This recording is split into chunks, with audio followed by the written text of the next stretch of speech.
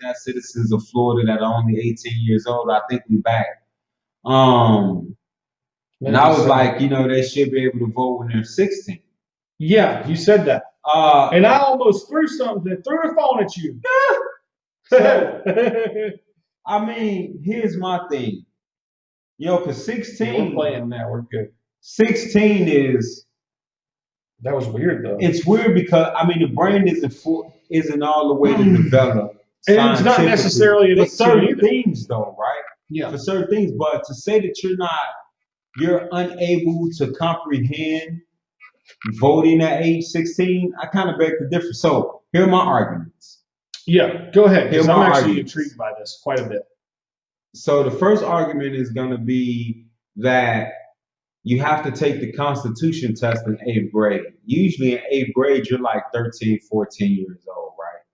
So in 8th grade, you have to study and take that Constitution test. That's probably, if you don't come from a household that talks about politics or, worries about politics, that's probably the most you're going to study about the branches of government. Oh, for and sure. How they work. Absolutely. So say if you're 14, 2 years removed from that, you still may have some knowledge about the branches of government.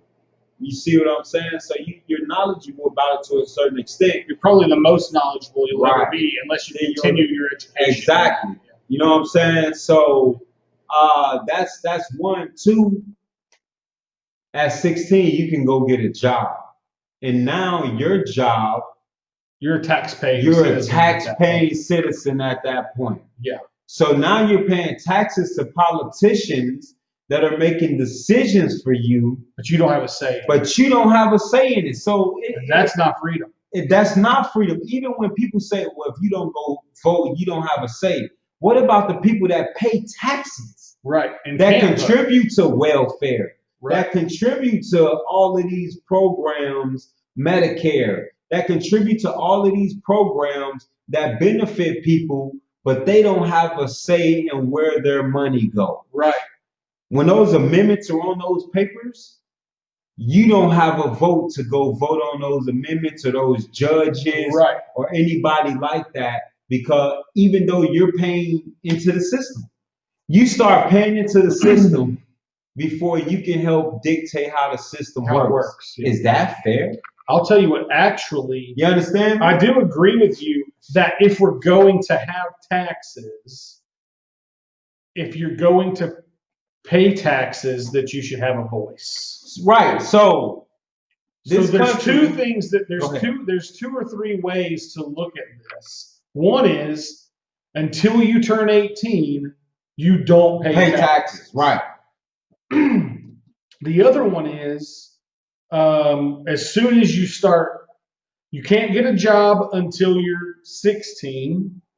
And as soon as you get a job at 16, if you're going to pay taxes, you're allowed to vote. Right. Right? Those are two options. The third option, and the one that I would prefer, is that we all stop paying taxes. Of course. I agree. Income taxes for sure. But I think about it. In 8th grade, I had a job that I got paid for, which was like planting at the garden at the school. They paid us like $8 an hour. Right. But that's tax money. I started working when I was like 12 or 13. Like at a job. Right. Maybe 14. I think I might have been 14. Damn, Tim, you're getting old. I know. You can't even remember. I can't remember what day it is. Is it Friday?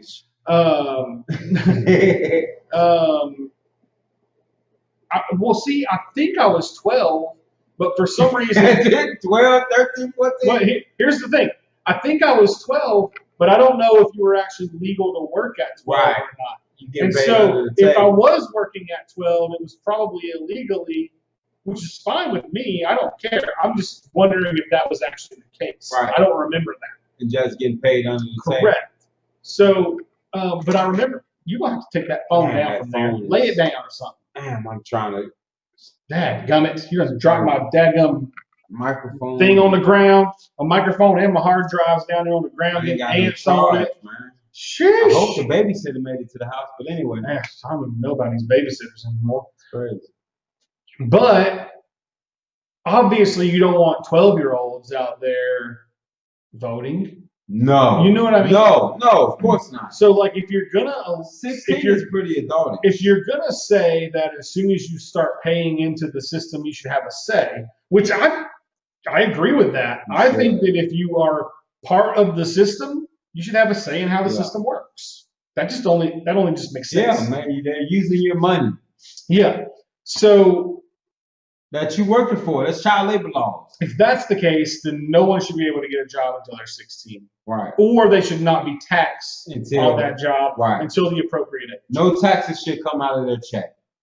Yeah. Like that's an exemption when you sign up. I mean, it's all computer based anyway. When you sign up, they ask you what your age is. The day you turn 18, boom, start paying taxes. They ask you what your age is.